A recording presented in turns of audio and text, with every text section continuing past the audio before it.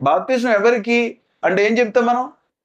చాలా విషయాలు ఉన్నాయి. బాప్తిస్మం ఎవరికి ఇవ్వాలి అనే విషయాల్లో చాలా విషయాలు మనకు కనబడతాయి.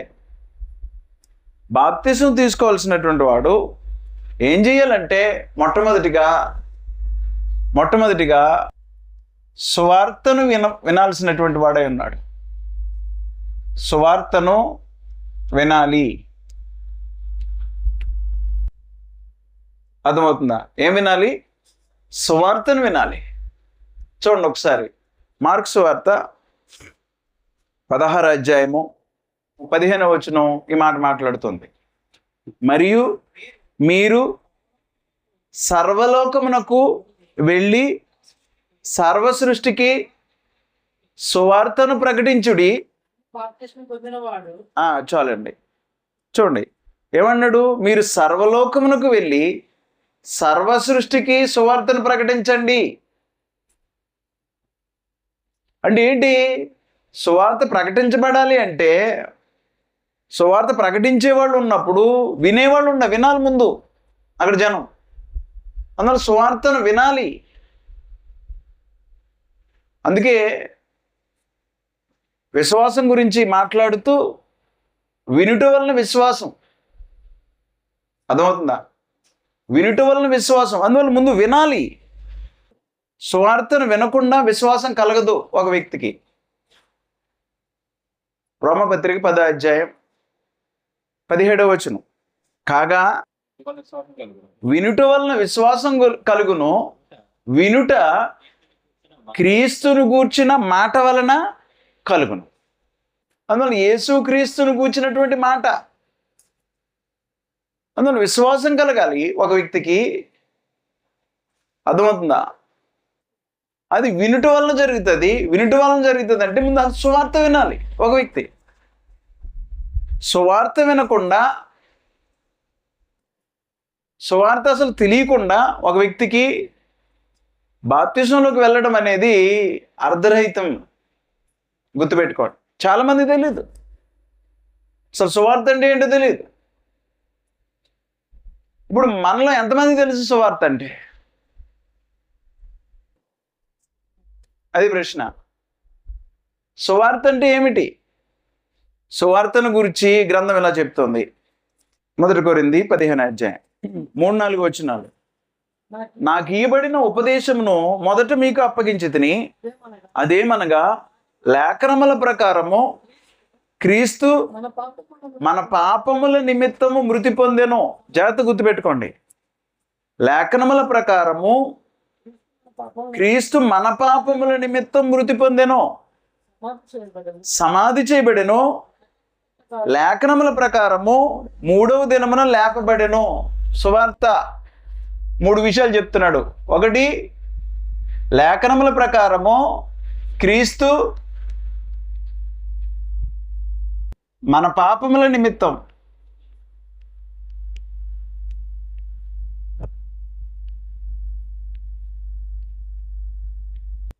మృతి పొందెను. అర్థమవుతుందా? 2, సమాధి చేయబడెను.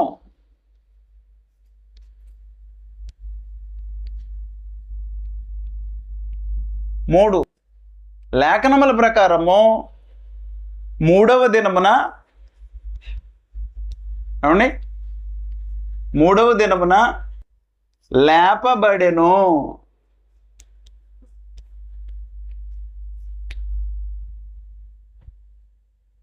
మీకు అర్థమవుతుందా? ఇప్పుడు ఈ ప్రశ్న ఏంటంటే, ఈ సువార్తలో దేవుడు ఏమైనా కనబడుతున్నాడా మీకు? ఎవరు కనబడుతున్నారు సువార్తలో? ఇలా చూడండి ఒకసారి అందరూ. ఎవరు కనబడుతున్నారు సువార్తలో? ఇక్కడే ఏమవుతుందంటే అసలు దేవుణ్ణి ప్రజెంట్ చేయలేని పరిస్థితులు కనబడుతూ ఉన్నాయి. దేవుని గూర్చినటువంటి విషయాలు తెలియపరచట్లేదు. మనం చాలా జాగ్రత్తగా ఆలోచన చేస్తే సువార్తలో తండ్రి అయిన దేవుడు కనపడతాడు. అర్థమవుతుందా? ఎక్కడ కనపడ్డాడండి? ఎవరికైనా డౌట్ రావాలి. ఇది ఒకటి విన్నాడు అనుకోండి, యేసుక్రీస్తు వారు మన పాపాల నిమిత్తం పరలోకం నుంచి భూమి మీదకి వచ్చి చనిపోయాడు, సమాధి చేయబడ్డాడు, 3వ దినమున లేపబడెను, అక్కడ ఆగాలి ఆ వ్యక్తి. ఆలోచన చేయాలి. యేసుక్రీస్తు వారు లేపబడ్డారు అంటే ఎవరు లేపారు అనే ఆలోచన రావాలి వెంటనే సువార్త విన్నవాడికి. అర్థమవుతుందా? అందువల్ల సువార్త వినాలి ఖచ్చితంగా. ఒక వ్యక్తి ఎవరు లేపారు అంటే దీని వెనకాల పనిచేస్తుంది పరలోకమందున్నటువంటి దేవుడు అనేది ఒక వ్యక్తి అర్థం చేసుకోవాలి. క్రీస్తు మన పాపముల నిమిత్తం మృతి పొందినంటే అసలు యేసుక్రీస్తుని పంపింది ఎవరు? అర్థమవుతుందా? యేసుక్రీస్తుని పంపింది ఎవరు?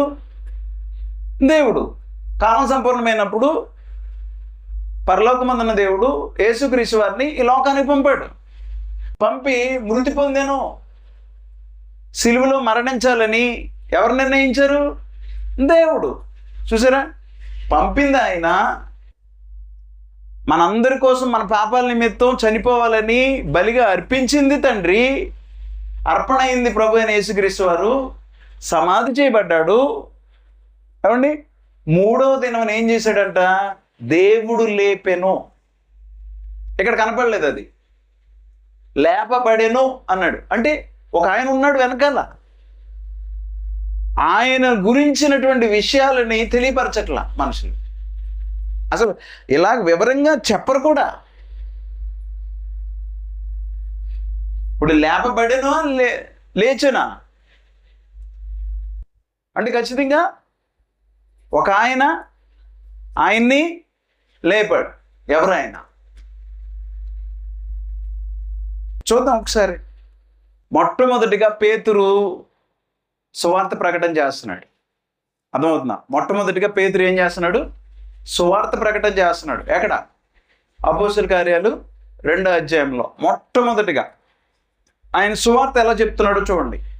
22 నుంచి 24 వచనాలు. అపోస్తలులైనటువంటి పేతురు సువార్త ఎలా చెప్తున్నాడో ఒక వ్యక్తి వినాలి. వినకుండా, సువార్త వినకుండా, ఇశ్రాయేలు వారలారా ఈ మాటలు వినిడి, దేవుడు నజరేయుడగు యేసు చేత ఎవరు చేయించారంట? అద్భుతాలు మహత్కార్యాలు భూమి మీద యేసుక్రీస్తు వారు చేస్తుంటే ఎలా చూడాలి? అద్భుతాలు మహత్కార్యాలు సూచక్రియలు భూమి మీద ప్రభు అయిన యేసుక్రీస్తు వారు చేస్తూ ఉంటే ఎవరు చేయించారంట? దేవుడు. చూడండి చెప్తున్నాడు, దేవుడు నజరేయుడగు యేసు చేత అద్భుతములను మహత్కార్యములను సూచక్రియలను మీ మధ్యను చేయించి ఆయన తన వలన మెప్పు పొందిన వానిగా మీకు కనబరిచెను. ఇది మీరే ఎరుగుదురు, దేవుడు నిశ్చయించిన సంకల్పమును. చూడండి, దేవుడు ఒక ప్లాన్ చేశాడు. ఇదంతా ప్లాన్. ఎలా చూడండి, సువార్త ప్రకటన చేస్తున్నాడు. ఎవరికి? పెంతెకోస్తు పండగ దినాన ఉన్నటువంటి యూదులందరికీ సువార్త ప్రకటన చేస్తున్నారు. ఎవరు? పేతురు గారు. ఏం చెప్తున్నాడు? దేవుడు నిశ్చయించిన సంకల్పం. ఆయన ఒక ప్లాన్ చేశాడు. దాని గురించి కూడా ఒక వ్యక్తి వినాల్సినటువంటి వాడే ఉన్నాడు. అర్థం కావాలి అసలు ఏంటి, ఏం జరిగింది, సువార్త ఏంటి, ఎక్కడి నుంచి వచ్చింది? యేసుక్రీస్తు వారు భూమి మీదకి రావడం ఏంటి, ఆయన లేపబడడం ఏంటి? ఇది మాట విన్న వెంటనే ఒక వ్యక్తికి డౌట్ రావాలి. అసలు డౌట్లు రావు, ఏమీ రావు మనుషులకి. అర్థమవుతుందా? దేవుడు నిశ్చయించిన సంకల్పమును ఆయన భవిష్యత్ జ్ఞానమును అనుసరించి అప్పగింపబడిన ఈయనను మీరు దుష్టుల చేత సిలువ వేయించి చంపితిరి. అర్థమవుతుందా? దుష్టుల చేత సిలువ వేయించి చంపితిరి. 24 వచనం అందరూ చూడాలి. 24 వచనం. మరణము ఆయనను బంధించి ఉంచుట అసాధ్యము గనుక, అండర్లైన్ చేసుకోండి, మరణము ఆయనను బంధించి ఉంచుట అసాధ్యము గనుక దేవుడు, అండర్లైన్, దేవుడు మరణ వేదనలను తొలగించి ఆయనను లేపెను. ఎంత క్లారిటీ ఉంది? ఎవరిని లేపానంట? ప్రభు అయిన యేసుక్రీస్తు వారిని దేవుడు లేపెను. డౌట్ రావాలద్దా మనిషికి? ఇంతకీ దేవుడు ఎవరు, యేసుక్రీస్తు వారు ఎవరు? ఈ విషయాలన్నీ అర్థం కావాలి సువార్త ద్వారా. ఊరకనే బాప్తిసం కాదు. అంత క్లారిటీగా చెప్తున్నాడండి సువార్త అపోస్తలుడైన పేతురు. ఈనాడు చెప్తుంది ఎవరు? అసలు దేవుడు అంటే ఏంటో తెలియదు, యేసుక్రీస్తు వారు అంటే ఏంటో తెలియదు లోకానికి. కానీ క్రైస్తవులు ఎలా క్రైస్తవులు? అందువలన పరలోకమందున్నటువంటి దేవుడు మరణ వేదనలను తొలగించి ఆయనను లేపెను. ఒక్కసారి కాదండి, అనేక సార్లు మాట్లాడాడు. చూడండి కిందకి వెళ్తే, ఇంకా కిందకి 31వ వచనం. సమాధి చేయబడినటువంటి ఆయన, చూడండి 31వ వచనం, క్రీస్తు పాతాళములో విడవబడలేదని, పాతాళంలో ఉండిపోలేదు ఆయన. ఆయన శరీరం కుళ్ళిపోలేదు. సమాధి చేయబడిన ఆయన ఏమవలేదు, ఆయన శరీరం కుళ్ళిపోలేదు. సువార్తది. అరే మీరు సిలువే చంపేశారే, సమాధి చేస్తే ఆయన కుళ్ళిపోలా. సహజంగా ఏమవుతుంది, కుళ్ళిపోతుంది. క్రీస్తు పాతాళంలో విడవబడలేదనియు ఆయన శరీరం కుళ్ళిపోలేదనియు దావీదు ముందుగా తెలుసుకొని ఆయన పునరుద్ధానమును గూర్చి చెప్పెను. ఈ యేసును ఎవరండి లేపుతా? నిజమేనా? ఎన్నిసార్లు చూడండి వాళ్ళు చెప్తారు ఆ విషయాల్ని. అపోస్తలుల కార్యము 3వ అధ్యాయం 14-15 వచనాలు. మీరు పరిశుద్ధుడును నీతిమంతుడునైనా వానిని నిరాకరించి నరహంతకుడైన మనుషుని మీకు అనుగ్రహింపుమని అడిగితిరి. మీరు జీవాధిపతిని చంపితిరి గాని దేవుడు ఆయనను మృతుల్లో నుండి లేపెను. అందుకు మేము సాక్షులము. ఎవరు లేపారంటండి? దేవుడు లేపితే మేము సాక్షులం, మేము విట్నెస్. ఆయన లేపాడంటానికి సాక్షులు మేము అంటున్నారు అపోస్తలులు. అర్థమవుతుందా మనకి? అందువల్ల గ్రంథాన్ని తేటగా మనం అర్థం చేసుకోవాల్సినటువంటి అవసరం ఉంది. దేవుని గురించినటువంటి విషయాలు తేటగా తెలియాల్సినటువంటి అవసరం ఉంది బాప్తిసానికి వెళ్ళినటువంటి వాడు. అంటే ఇప్పుడు ఒక వ్యక్తి సువార్త వినాలి అంటే దేవుని గురించి వినాలి. అర్థమవుతుందా? ఏం వినాలి?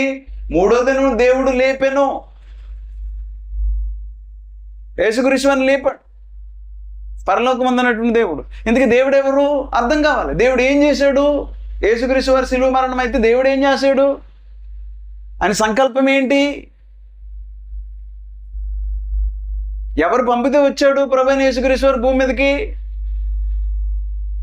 మన కోసం భూమి మీద యేసుక్రీస్తు వారు మన పాపాల నిమిత్తం చనిపోవాలని ఎవరు నిర్ణయించారు? పరలోకమందున్నటువంటి దేవుడు. 1 పేతురు 1వ అధ్యాయం 18-19 వచనాలు.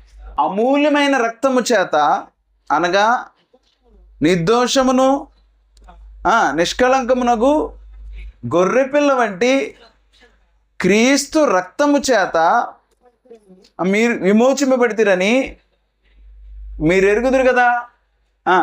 ఆయన జగత్తు పునాది వేయబడక మునిపే నియమింపబడి భూమి మీదకి వచ్చి శిలువ మరణం అనుభవించాలని, పరిశుద్ధమైన రక్తం కార్చాలని పరలోకమందున్నటువంటి దేవుడు జగత్తు పునాది వేయబడక మునిపే యేసుక్రీస్తు వారిని నియమించాడు. జగత్తు పునాది వేయబడక మునిపే ఆయన నియమింపబడెను. ఎవరు నియమింపబడ్డారు? యేసుక్రీస్తు వారు. ఎవరు నియమించారు? తండ్రి అయిన దేవుడు. అంటే యేసుక్రీస్తు యొక్క శిలువ మరణం వెనక దేవుని సంకల్పం ఉంది. అది అర్థం కావాలి కదా మనిషికి. దేవుని గురించినటువంటి ఆలోచన రావాలి కదా. ఎవరు లేపారు? ప్రభువైన యేసుక్రీస్తు వారిని. అందువలన సువార్త అపోస్తలుడైన పౌలు ప్రకటన చేస్తూ ఉన్నప్పుడు అపోస్తలుడైన పౌలు చెప్తూ ఉన్నాడు 1 కొరింథీ 15లో, లేఖనముల ప్రకారం క్రీస్తు మన పాపముల నిమిత్తం మృతి పొందెను, మన పాపాల నిమిత్తం సిలువలో చనిపోయాడు, ఆయన సమాధి చేయబడ్డాడు, 3వ దినమున లేపబడెను. లేపబడిన తర్వాత ఏమైంది అదంతా చెప్తున్నాడు. మొట్టమొదటిగా సువార్త పేతురు అందులో సువార్తను జాగ్రత్తగా వినాలి. మీకు నేను సింపుల్గా చెప్తున్నాను విషయాల్ని, అర్థమవుతుందా? అందువల్ల సువార్త, సిలువను కూర్చున్నటువంటి వార్త ఏమై ఉంది క్లారిటీగా మనకు అర్థం కావాల్సినటువంటి అవసరం. అర్థమవుతుందా? యేసుక్రీస్తు వారు సమాధి చేయబడి తిరిగి లేపబడిన తర్వాత ఏమయ్యాడు? పరలోకానికి ఆరోహణమయ్యాడు. తండ్రి కుడిపార్శ్వమున కూర్చున్నాడు. రాజుగా మీరు సిలువ వేసి చంపిన ఈ యేసునే దేవుడు క్రీస్తుగాను ప్రభువుగాను నియమించెను. అపోస్తలుల కార్యాలు 2:37 మీరు సిలువ వేసి చంపిన ఈ యేసునే దేవుడు ప్రభువుగాను క్రీస్తుగాను నియమించెను. ఇది ఇశ్రాయేలు వంశమంతయు రూఢిగా తెలుసుకొనవలెనని చెప్పాను. అర్థమవుతుందా? అందులో ఈనాడు మనం కూడా తెలుసుకోవాలి. ఆయన ఆరోహణుడై దేవుని కుడిపార్శ్వమునకు వెళ్ళి పరలోకం చేరి అక్కడ సింహాసనం మీద ఆసీనుడై ఉన్నాడు. అంటే రాజుగా ఏలుబడి చేస్తున్నాడు. అంటే యేసుక్రీస్తు వారికి సర్వాధికారం ఇవ్వబడింది. ఆయన దేవుని కుమారుడు. అర్థం కావాలి ఒక వ్యక్తికి.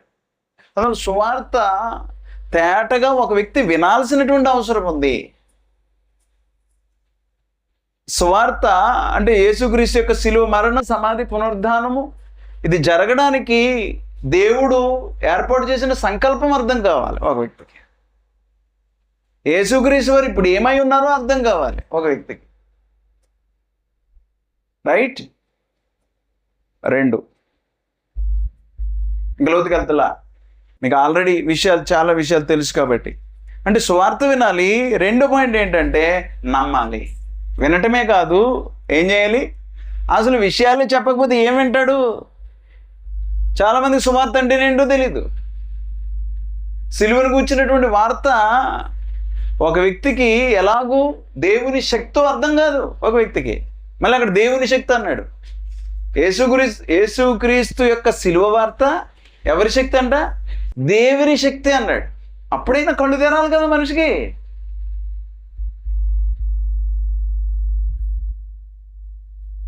రెండు, సువార్తను నమ్మాలి.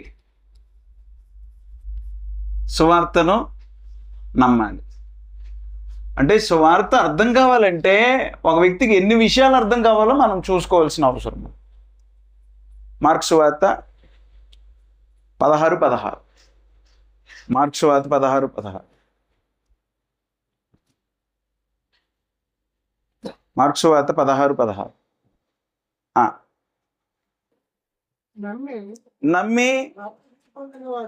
నమ్మి బాప్తిసం పొందువాడు రక్షింపబడును. గుర్తుపెట్టుకోండి. ఏం చేయాలంటండి? నమ్మాలి. సువార్తను నమ్మాలి. నమ్మడం అంటే ఏంటి అర్థం? విశ్వాసం ఉంచడం. అది సువార్త వినకుండా వాడికి ఏం అర్థం అవుతుంది? చాలామంది నువ్వు అడిగా ఎందుకు మీరు బాప్తిసం తీసుకున్నారంటే ఆన్సరే రాదు. దేవుడు మేలు చేశాడండి, తీసేసుకున్నామండి బాప్తిసం. ఇలాంటి మాటలు మాట్లాడేవాళ్ళు ఉంటారు. అందులో సువార్తను నమ్మాలి ఒక వ్యక్తి. నమ్మి బాప్తిసం పొందువాడు రక్షింపబడున్నాడు. అందులో నమ్మినవాడు అంటే బాప్తిసం ఎవరికంటే సువార్త వినినవాడు, సువార్తను నమ్మినవాడు. యేసుక్రీస్తు వారు ఎందుకు చనిపోయారు నాకు తెలియదని అన్నాడు అనుకో, వాడికి బాప్తిసం లేదు. అర్థమవుతుందా? సువార్తను వినాలి ఒక వ్యక్తి, సువార్తను నమ్మాలి, విశ్వసించాలి. అలాగూ చేయకుండా ఒక వ్యక్తి బాప్తిసంలోకి వెళ్ళడానికి వీలు ఉండదు. నెక్స్ట్ మూడో పాయింట్ ఏంటి? ఎవరికి బాప్తిస్మం? శిష్యుడికి.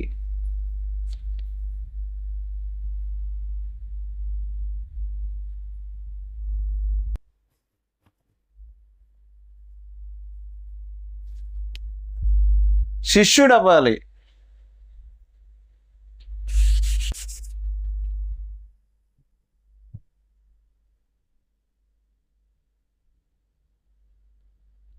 ఏమవ్వాలి? మనిషి శిష్యుడు అవ్వాలి. శిష్యుడు అవ్వకుండా బాప్తిసం ఇవ్వకూడదు. చదువుదాం మత్తయి సువార్త 28వ అధ్యాయం 19వ వచనం. కాబట్టి మీరు వెళ్ళి సమస్త జనులను శిష్యులుగా చేయుడి, కుమారుని యొక్కయు పరిశుద్ధాత్మ యొక్కయు నామములోనికి వారికి బాప్తిసం ఇచ్చుచు నేను మీకు ఏ ఏ సంగతులను ఆజ్ఞాపించితినో వాటినన్నిటినీ గైకొనవలనని వారికి బోధించుడి. ఓకే, ఏంటండి బాప్తిసం ఎవరికి ఇవ్వాలి? ఇలా చూడాలి. బాప్తిసం ఎవరికి ఇవ్వాలి? శిష్యుడికి ఇవ్వాలి. అర్థమవుతుందా? సర్వలోకంలోకి వెళ్ళి సర్వ సృష్టికి సువార్త ప్రకటన చేయాలి. అప్పుడు సువార్త వింటారు మనుషులు, దాన్ని నమ్మాలి. అర్థమవుతుందా? నమ్మిన తర్వాత ఆ వ్యక్తి శిష్యుడు అవ్వాలి. నమ్మిన వెంటనే శిష్యుడు అయిపోతాడంటే అవుడు. అర్థమవుతుందా? ఇప్పుడు ప్రశ్న ఏంటంటే ఎవరు శిష్యుడు? ఎలా చూడాలి? ఎవరికి శిష్యులు? ఎవరికండి? వాక్యం చెప్పేవాడికి శిష్యుడు అవ్వాలా? మరి ఎవరికి శిష్యుడు అవ్వాలి? యేసుక్రీస్తు వారికి శిష్యుడు అవ్వాలి. అలాగే ఎక్కడ శిష్యులు అవుతున్నారు? వాక్యం చెప్పేవాడికి కదా శిష్యులు అవుతున్నారు. అవునా కదా? అందులో శిష్యులు ప్రభు అయిన యేసుక్రీస్తు వారు గురువు. శిష్యుడు ఎవరు? నమ్మినటువంటి వాడు, సువార్త నమ్మి ఆయన దగ్గర వస్తున్నటువంటి వాడు శిష్యుడు అవ్వాలి. శిష్యుడు అవుతున్నాడంటే శిష్యుడు అంటే ఏంటి? శిష్యుడు అంటే ఇక్కడ మనం అర్థం చేసుకోవాల్సింది ఏంటంటే గురువు గారి యొక్క నడక రావాలి. శిష్యుడు అంటే అది. ఇప్పుడు లోకంలో గురువు శిష్యులు చూస్తాం కదా మనం. సేమ్ గురువు గారి లాగా నడక ప్రారంభిస్తూ ఉంటే, నడక నడవడం కనుక అలవాటైతే శిష్యుడు అవుతాడు. లేకపోతే కాదు. ఎవరు పడితే వాడు శిష్యుడు కాదు, గుర్తుపెట్టుకోండి. శిష్యుడు అవ్వకుండా బాప్తిసం కుదరదు. అందులో ఎవడైనా వచ్చి నన్ను బాప్తిసం అన్నాడు అనుకో, కుదరదు నాయన అంటాను వెంటనే. అసలు నీ విశ్వాసం ఏంటి? నీకు ఏమర్థమైంది? అసలు నువ్వు శిష్యుడయ్యావా?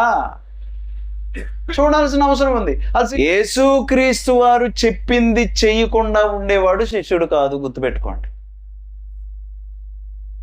అందువలన బాప్తిజం తీసుకునేవాడు ఎంత స్థాయిలో ఎదిగిన స్థితి కనపడాలి. వాస్తవానికి శిష్యుడికి బాప్తిజం ఇమ్మన్నాడు. లూకాసు వార్త 14వ అధ్యాయం 25వ వచనం, 25, 26వ వచనాలు అందరూ తీయండి దయతో. లూకాసు వార్త 14వ అధ్యాయం 25, 26.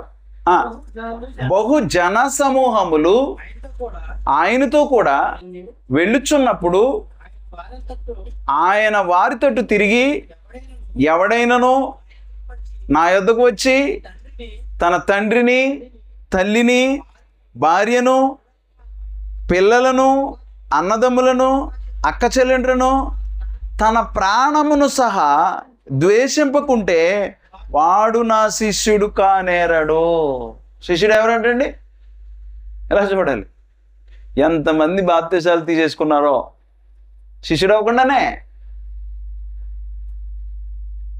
యేసుక్రీస్తు యొక్క నడక ప్రారంభించకుండానే, సరైన విశ్వాసం లేకుండానే. రైట్? శిష్యుడు ఎవరంటే ఎందుకని? మొట్టమొదటిది అవండి, శిష్యుడు ఎవరు? శిష్యుడు?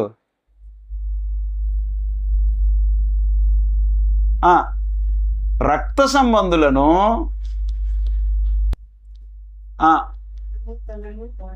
అదే రక్త సంబంధులు అన్నాను. అందుకే ఇక్కడ ద్వేషించాలి. రక్త సంబంధులను ద్వేషించేవాడు. తల్లి, తండ్రి, అన్నదమ్ములు, అక్క చెల్లెండ్రు, వీళ్ళెవరు? ఎలా చూడాలి అంటే దాని అర్థం ఏంటి? శిష్యుడు అవ్వాలి అంటే రక్త సంబంధులను ద్వేషించాలి అంటే ఏంటి అర్థం? యేసుక్రీస్తు మాట ప్రకారం నువ్వు బ్రతకాలనుకున్నప్పుడు, యేసుక్రీస్తు చెప్పినట్లుగా ఆయన శిష్యుడిగా నువ్వు జీవితాన్ని ప్రారంభించాలనుకున్నప్పుడు వెంటనే రక్త సంబంధాలు మొదలు ఏం చేస్తారు? నువ్వు అలా కాదు, ఇది చెయ్యి, నువ్వు యేసుక్రీస్తు నమ్ముకున్నా పర్వాలా. ఉదాహరణకి పెళ్లి చేసుకుంటావా, ముహూర్తాలన్నీ పెట్టుకుందాం, మంచి రోజు చూసుకుందాం, అలాగే ప్రార్థన ప్రకారం పెళ్లి కూడా చేసుకో. రక్త సంబంధులు ప్రతిదానికి అడ్డొచ్చే అవకాశం ఉంది. అంటే వాళ్ళకి యేసుక్రీస్తు గురించి తెలియకపోవచ్చు, తెలిసినా వారు పాటించకపోవచ్చు. రక్త సంబంధులు ఏం చేస్తారంటే నిన్ను ఇబ్బంది పెడతారు. అప్పుడు నువ్వు వారిని పక్కన పెట్టాల్సినటువంటి అవసరం ఉంది. నాకు యేసుక్రీస్తు మాటే నాకు కావాలి తప్ప మిగతా వారి రక్త సంబంధులు అన్నప్పుడు కొంచెం చెయ్యాలని అనుకుంటున్నా. నా రక్త సంబంధులు కాబట్టి నేను చెయ్యాలి అనే ఆలోచన వస్తుంది. అంటే యేసుక్రీస్తు వారిని నువ్వు ఎలా ప్రేమించాలి అంటే నీ రక్త సంబంధుల కంటే ఎక్కువగా ప్రేమించాలి. ఎవ్వరు చెప్పినా సరే, ఆ తల్లి చెప్తుంది, నువ్వు అలా కదరు ఇలా చేయి అంటది, కుదరదు. అప్పుడు శిష్యుడి లేదా తండ్రి చెప్తాడు, కుదరదు. ప్రభువు కంటే ఎవరిని ఎక్కువగా ప్రేమించకూడదు, అది ద్వేషించడం అంటే. అంతే తప్ప తల్లిదండ్రులను చూడకూడదు, తల్లిదండ్రులకి భోజనం పెట్టకూడదు, ఇది కాదు. ఓకే, యేసుక్రీస్తు కంటే ఎవరిని ఎక్కువగా మనము ప్రేమించకూడదు. ప్రేమించామో మనం శిష్యులం కాదు. మత్తయి సువార్త 10వ అధ్యాయంలో ఒకసారి చూడండి. మళ్ళీ ఇక్కడికి వద్దాం. మొదలు బాప్తిజం అంటేనే ఏలకులం అయిపోయిందండి మనుషులకి. 10వ అధ్యాయం, మత్తయి సువార్త 10వ అధ్యాయం 35 నుంచి. ఒక మనుషునికిని వాని తండ్రికిని కుమార్తెకును ఆమె తల్లికిని కోడలికిని ఆమె అత్తకును విరోధం పెట్టవచ్చుని. విరోధం వచ్చేద్ది అనమాట. యేసుక్రీస్తుని నమ్ముకున్నారంటే ఏమవుతుంది? తండ్రి వద్దనొచ్చు, అలా కాదు ఇలాగుండు, లేకపోతే ఇంట్లో వెళ్ళిపోతావా అనొచ్చు. ఓకే, ఒక మనుషుని ఇంటి వారే అతనికి శత్రువులు అవుతారు. రక్త సంబంధులు ఇలా చూడాలి. ఎవరు? రక్త సంబంధులే శత్రువులు కొంటారు. వినరు. నువ్వు యేసుక్రీస్తు ప్రకారం అయితే మేము రామంటారు, నువ్వు పక్కన పెట్టాలి. నెక్స్ట్ చూడండి. తండ్రినైనను తల్లినైనను నాకంటే ఎక్కువగా ప్రేమించువాడు నాకు పాత్రుడు కాడు. కుమారుణ్ణైనను కుమార్తెనైనను నాకంటే ఎక్కువగా ప్రేమించువాడు నాకు పాత్రుడు కాడు. అదనమాట. ఏంటంటే అండి, ద్వేషించడం అంటే ఏంటి అర్థం? యేసుక్రీస్తు కంటే ఎక్కువగా ప్రేమించకూడదు. కానీ ఈనాడు ప్రేమించేదే అవి. ఓకే, అందరిని ద్వేషించాడండి. ఓకే, రక్త సంబంధం ద్వేషించాడండి. రెండో పార్ట్ ఉంది, చూడండి ఒకసారి. లోక 14. ఇది గ్రాంటెడ్ అనుకోండి ఒకసారి. ఇలా చూడండి ఒకసారి. మొదటి పాయింట్ గ్రాంటెడ్, ఓకే, మిగతా వాళ్ళందరినీ రక్త సంబంధాలు అందరినీ ద్వేషిస్తున్నా. నెక్స్ట్ 2 చూడండి. శిష్యుడైతే 26వ వచనం నేను చదువుతున్నా మళ్ళీ. ఎవడైనాను నా యొద్దకు వచ్చి తన తండ్రిని తల్లిని భార్యను పిల్లలను అన్నదమ్ములను అక్కచెల్లెలను తన ప్రాణమును సహా ద్వేషింపకుంటే. రెండోది ఏంటి? ప్రాణం. ఇది చాలా అడ్డు పెడుతుంది. ప్రాణమును ద్వేషించాలి. ఎవరి ప్రాణం? అదనమాట. శిష్యుడు అవ్వాలనుకున్నవాడు ప్రాణాన్ని ద్వేషించాలి. అంటే వీళ్ళందరినీ పక్కన పెట్టినా ప్రాణం అడ్డు వచ్చింది అనుకో. ఇప్పుడు వచ్చాడు, యేసుక్రీస్తు నీ రాజు కాదు, దేవుని కుమారుడు కాదు, నీ దేవుడు కాదు, చెబుతావా చెప్పవా అని నీకు షూట్ చేసి గన్న పెట్టడానికి ఎదుర్కోకుండా ఏం చేస్తావో? నా ప్రాణం ఇంపార్టెంట్ అండి, యేసుక్రీస్తు వల్ల ఏం కాదండి, ఆయన నేను ఏమి నమ్మట్లే, అసలు క్రైస్తవం గురించి నాకు సంబంధం లేదు. అంటే ప్రాణం తీపి. ప్రాణం అంటే ఇష్టం, చచ్చిపోతానేమో, దాన్ని కూడా ద్వేషించాలి. మీకు అర్థమవుతుందా? ఎంతమంది నిలబడతారు చెప్పండి? మోడీయే ఒకవేళ అనుకుందాం. ప్రభుత్వాలు రకరకాల రోమ ప్రభుత్వం కింద ఉన్నటువంటి క్రైస్తవులు తమ ప్రాణాలను కూడా లెక్క చేయలేదు. చంపుతావు చంపు, ఆ ప్రతిమకు మాత్రం మేము మొక్కమన్నాడు. ప్రాణం పోతే పోయింది. తలకాయలు తెగుతున్నాయి, ఓ పక్కన తలకాయలు తెగుతున్న, రక్తపాతం అవుతున్నప్పటికీ భయపడినటువంటి వారు కాదు. ప్రాణాన్ని కూడా ద్వేషించినటువంటి వారు క్రైస్తవులు. అపోస్తులు కూడా అలాగే చనిపోయారు. ప్రాణాన్ని ఇష్టపడలే వాళ్ళు. నా ప్రభు కోసం అవసరమైతే ప్రాణాన్ని ఇస్తా, అలాంటి వాడు శిష్యుడు. అర్థమైంది? అర్థం కాలేదా? రైట్. 3, ఎవడు శిష్యుడు? 27వ వచనం, ఎవడైనను తన సిలువను మోసుకొని నన్ను వెంబడింపని ఎడల వాడు నా శిష్యుడు కానేరడు. ఏం చేయాలంటే 3, సిలువను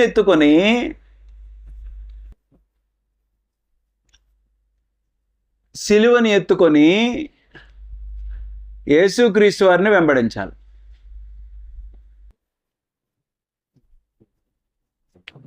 ఏం ఎత్తుకుని వెంబడించాలి? సిలువను ఎత్తుకుని వెంబడించడం అంటే, క్రిస్మస్ అనేది వచ్చిందనుకోండి, లోకంలో ఏం చేస్తారు? చెక్క సిలువ చేస్తారు, తెల్ల అంగి వేసుకుంటాడు, మెల్లో సిలువ వేసుకుంటాడు, ఒక పెద్ద చెక్క ఒకటి చేయించుకుని ఆ చెక్క మోసుకుని వెళ్తాడు. మొత్తం సిటీ అంతా తిరిగి వస్తారు. ఆయన వెనకాల కొంతమంది జనం. సిలువను ఏం చేస్తున్నాడు ఆయన? అది కాదు సిలువను మోయడం అంటే. ఏంటి సిలువను మోయడం అంటే? సిలువను మోయడం అంటే ఏంటి? శ్రమానుభవ జీవితం. ఈ భూమి మీద శ్రమలు వస్తాయి. యేసుక్రీస్తు నమ్మున వస్తాయా? వస్తాయి. ఇబ్బందులు వస్తాయా? వస్తాయి. కష్టకాలం ఉంటుందా? వస్తుంది. అసలు నువ్వు సద్భక్తితో, మంచి భక్తితో బ్రతకాలనుకుంటే హింస పొందుతావు అన్నాడు. సద్భక్తితో బ్రతుకను ఉద్దేశించి వారందరూ హింస పొందుదురు అన్నాడు. అందులో యేసుక్రీస్తుని నమ్ముకున్నటువంటి వారికి, శిష్యుడిగా బ్రతకాలనుకున్నాడు, శ్రమలు వస్తాయి. దాన్ని ఎత్తుకో. శ్రమలు వస్తే అవి సహిస్తూ, శ్రమలను సహిస్తూ తట్టుకుంటూ ఏం చేయాలంట? అప్పుడు కూడా ఏం చేయాలి? సిలువను ఎత్తుకొని ఏం చేయాలంటండి? ఎవరిని వెంబడించాలి? యేసుక్రీస్తు వారిని వెంబడించడం మానేయకూడదు. ఎంతమంది శ్రమలు వస్తే యేసుక్రీస్తుని విడిచిపెట్టేసిన వాళ్ళు లేరు?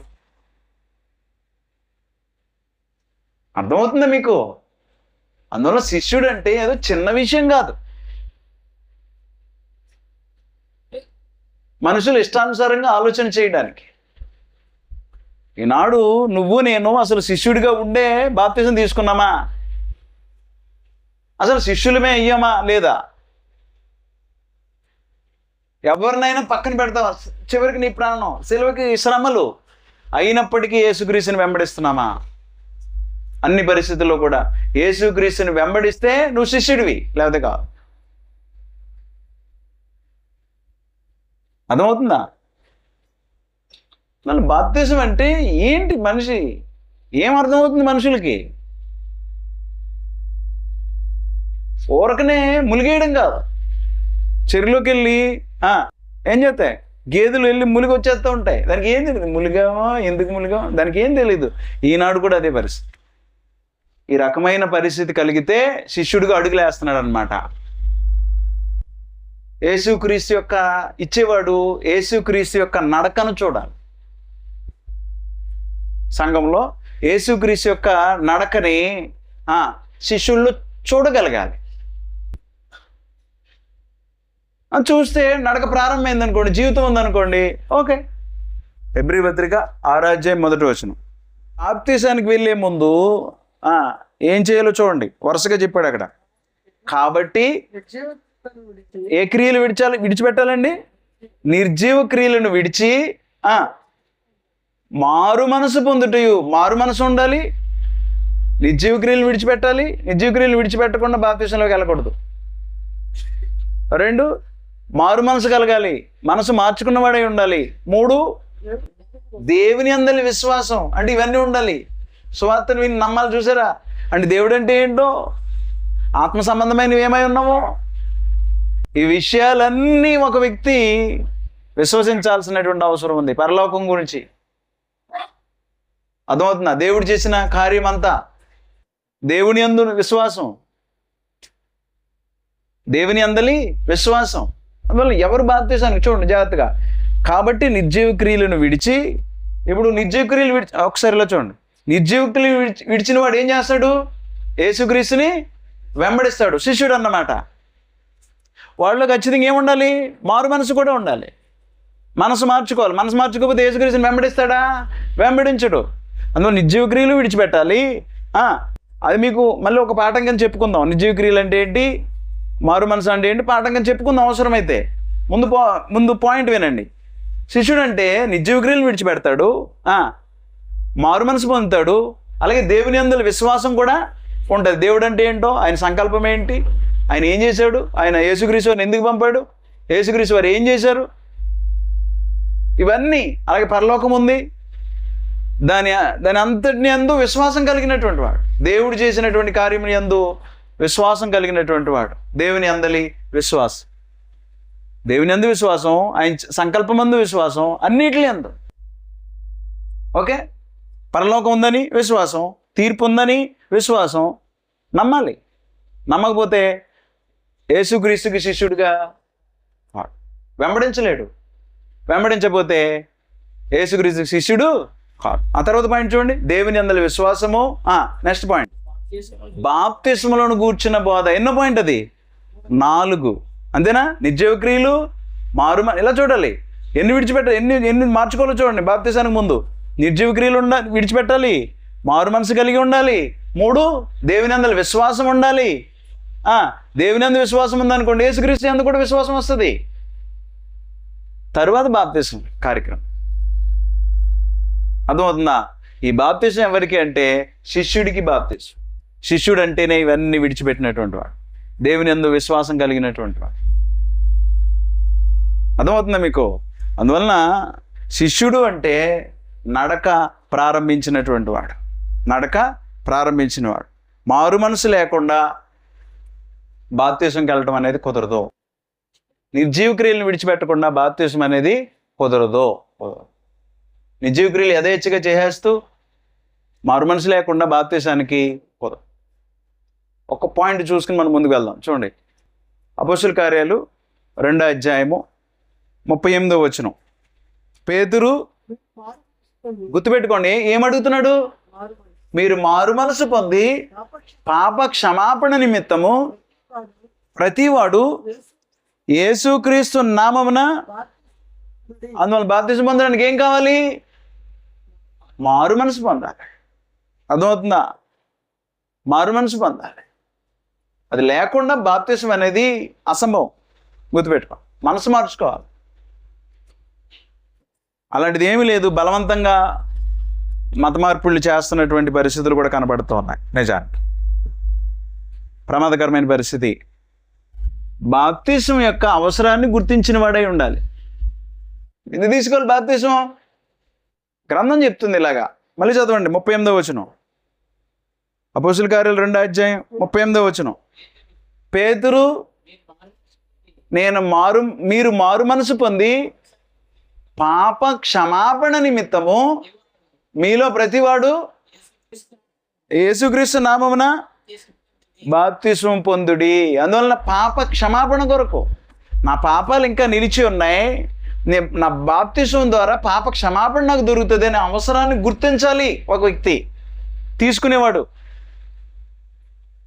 వాడు ఎందుకు తీసుకుంటున్నాడు వాడికి అర్థం కావాలి. ఈనాడు ఎందుకు తీసుకుంటున్నారు బాప్తిస్మం?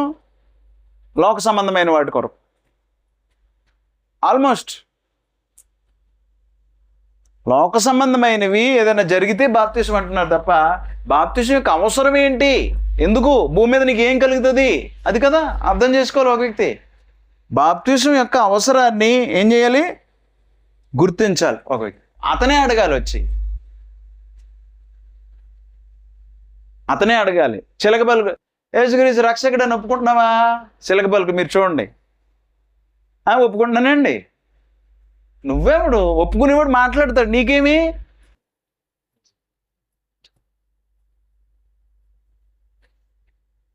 అర్థమవుతుందా? వాడు ఒప్పుకుంటే వాడు మాట్లాడతాడు. చిలక పలుకులు వెనకాల నుండి పలకాల్సిన పని నీకెందుకు అంటున్నాను అసలు? వీడు చెప్తాడు అన్నీ అక్కడ. అంత విశ్వాసం లేనివాడు ఎందుకు బాప్తిసం? ఎందుకు బాప్తిసం కుదరదు, ఎదిగిన తర్వాత ఇద్దాంలే అనాలి.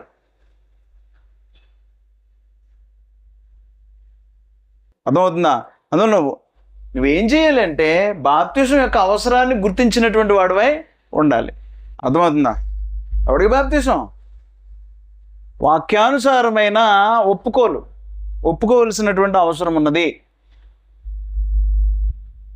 ఇలా ఒప్పుకోకుండా ఒక వ్యక్తి బాప్తిసం అనేది జరగదు. ఏం ఒప్పుకోవాలి? ఎందుకు? అపోస్తలుల కార్యాలు 8వ అధ్యాయం 44వ వచనం. అప్పుడు నపుంసకుడు ప్రవక్త ఎవరిని గూర్చి ఇలాగ చెప్పుచున్నాడు? నపుంసకుడు చదువుతున్నాడు రథం మీద కూర్చుని. ఏంటది? యెషయా గ్రంథం చదువుతున్నాడు, కానీ అర్థం కావట్లా. నపుంసకుడు వచ్చాడు, దేవుడే పంపాడు. నపుంసకుడు వస్తే ఏం జరిగింది? నపుంసకుడిని అడిగాడు పిలుపు. నపుంసకుడి దగ్గరికి పిలుపు వచ్చాడు. పిలుపు అడిగాడు, నువ్వు చదువుతున్నది నీకు అర్థమవుతుందా అన్నాడు.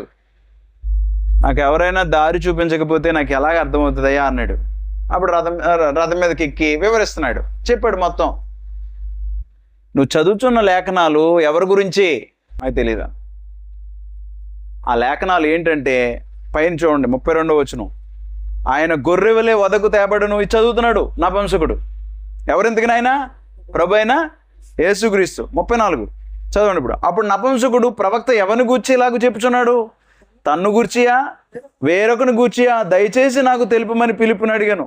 అందుకు పిలుపు నోరు తెరచి లేఖనమును అనుసరించి అతనికి యేసును గూర్చిన సువార్త ప్రకటించెను. అదనమాట, మొత్తం సువార్త అంతా చెప్పాడు. అర్థమవుతుందా? సువార్త చాలా క్లియర్గా చెప్పాడు. చెప్పిన తర్వాత సువార్త విన్నాడు. ఎలా చూడండి ఒకసారి.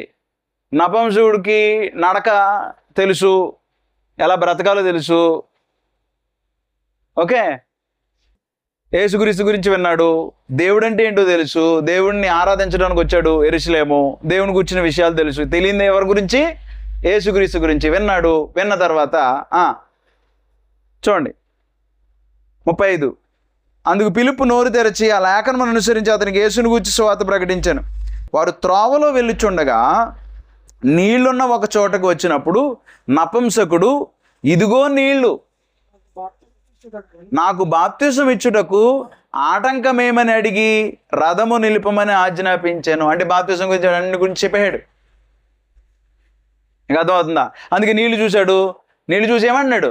ఇగో నీళ్లు, నాకు బాప్తిసం ఇచ్చుటకు ఆటంకం ఏంటి అన్నాడు. ఆటంకమేనా ఈయనకి? పిలుపుకి? ఎలా చూడాలి? ఆటంకమేనా? ఆటంకమే. ఏంటి ఆటంకం? నువ్వు హృదయపూర్వకంగా విశ్వసిస్తే నాకు నో ప్రాబ్లం అన్నాడు. ఒప్పుకోలు చెప్పాలి, నీ విశ్వాసం ఏంటో నువ్వు ఒప్పుకోవాలన్నాడు. చూడండి ఒకసారి. పిలుపు 37వ వచనం. పిలుపు నువ్వు పూర్ణ హృదయంతో విశ్వసించిన ఎడల పొందవచ్చునని చెప్పాను. అదనమాట, నీ విశ్వాసం ఏంటో చెప్పు. నేను చిలక పలుకులు పలకను వెనకాల నుంచి. ఎలా చూస్తున్నారా? నేను చిలక పలుకులు ఏం పలకను. నీ విశ్వాసం ఏంటో చెప్పు. పలికాడా ఏమన్నా? చూడండి, చిలక పలుకులు ఏమన్నా పలికాడా? పలకలా. అతడు యేసుక్రీస్తు దేవుని కుమారుడని విశ్వసించుచున్నానని ఉత్తరం ఇచ్చెను. అర్థమవుతుందా? నపుంసకుడు ఏమని విశ్వాసం తెలియపరిచాడు? ఏమని ఒప్పుకున్నాడు? యేసుక్రీస్తు దేవుని కుమారుడని ఒప్పుకున్నాడు. విశ్వసిస్తున్నాను, ఇంక నాకు నో డౌట్ అని నీటిలో దిగారు. ఇద్దరును బాప్తిసం ఇచ్చేసాడు. అర్థమవుతుందా? చూడండి తర్వాత చదివేద్దాం. పిలుపు నపుంసకుడు ఇద్దరును నీళ్లలోనికి దిగిరి, అంతటా పిలుపు అతనికి బాప్తిసం ఇచ్చెను. అది పరిస్థితి. అందువలన బాప్తిసం తీసుకోవడానికి వాక్యానుసారమైన ఒప్పుకోవాలి. గుర్తుపెట్టుకోండి, వాక్యానుసారమైన ఒప్పుకోలు లేకుండా అది బాప్తిసం కాదు. అర్థమవుతుందా? వాక్యానుసారంగా అక్కడ తీసుకెళ్ళిన తర్వాత, నీళ్ళ దగ్గర తీసుకెళ్ళిన తర్వాత కూడా వాక్యానుసారమైన ఒప్పుకోలేదనుకోండి, మా ఎదుగు కాసేపు కొంతకాలం నువ్వు ఎదుగమ్మా, లేదా ఎదుగు నాయన అని చెప్పి తర్వాత ఇస్తాం బాప్తిసం. నేర్చుకో, సరైన విశ్వాసం కలిగి ఉండు. యేసుక్రీస్తు దేవుని కుమారుడు అంటే ఏంటో కూడా అర్థం కావాలి. ఒకటి పక్కవాడు ఏదో చెప్పేస్తున్నాడని లేకపోతే ఉన్నదని కాదు. యేసుక్రీస్తు దేవుని కుమారుడు అంటే ఏంటో అర్థం కావాల్సినటువంటి అవసరం ఉంది ఒక వ్యక్తికి. అర్థం కాకుండా ఏం ఒప్పుకుంటాడు హృదయపూర్వకంగా? అర్థమవుతుందా? అందువలన వాక్యానుసారమైన ఒప్పుకోలు ఒప్పుకుంటే అప్పుడు అన్నమాట. మార్కు 16:16 ఏమన్నాడు? నమ్మి బాప్తిసం పొందువాడు రక్షింపబడును. అప్పుడు బాప్తిసం. ఆరేంటి? అటు తర్వాత బాప్తిసం. మళ్ళీ ఎలాగ ఇవ్వాలి బాప్తిసం? తండ్రి యొక్కయు కుమారుని యొక్కయు పరిశుద్ధాత్మ నామంలోనికి వారికి బాప్తిసం ఇచ్చుచు, నేను వారికి ఏ సంగతులను ఆజ్ఞాపించుతునో అవి వారు గైకొనవలనని వారికి బోధించు. అందువల్ల బాప్తిసము అని అన్నప్పుడు ఊరకనే ములిగేయడం కాదు. దాంట్లో నీ విశ్వాసం సరైనదై ఉండాలి, సిలువను గూర్చినటువంటి వార్త నీకు అర్థమై ఉండాలి, దేవుడు చేసినటువంటి సంకల్పం నీకు అర్థమై ఉండాలి, నువ్వు స్వార్థను విన్నవాడవై ఉండాలి, దాన్ని నమ్మినవాడవై ఉండాలి, శిష్యుడిగా మార్పు చెందినవాడవై ఉండాలి, నడక ప్రారంభించిన వాడవై ఉండాలి. అర్థమవుతుందా? అలాగ ప్రారంభించకుండా బాప్తిసం ఎందుకో తన అవసరాన్ని గుర్తించాలి. బాప్తిసం యొక్క అవసరాన్ని గుర్తించిన వాడు బాప్తిసం ఎందుకు తీసుకున్నాడో తెలియకపోతే బాప్తిసం కుదరదు వాడికి. దేనికోసమో కాదు, లోక సంబంధమైన దేనికోసమో కాదు బాప్తిసం, దాన్ని గుర్తించాలి. వాక్యానుసారమైన ఒప్పుకోవాలి. బాప్తిసం పొందుతూ ఉన్నాడంటే నీట సమాధి చేయబడుతున్నాడంటే పాత జీవితాన్ని నీటి ద్వారా సమాధి చేస్తున్నాడు. మళ్ళీ ఇప్పుడు లెగుస్తున్నాడు. చూసారు? నూతన సృష్టి. పాత జీవితాన్ని నేను సమాధి చేస్తున్నాను అనే ఆలోచన కలిగారు ఒక వ్యక్తి. ఇవేవి తెలియకుండా ఒక వ్యక్తి బాప్తిసం అంటే వాడు ఎందుకు తీసుకుంటున్నాడో దేనికి తీసుకుంటున్నాడో వాడికి అర్థం కాదన్నమాట.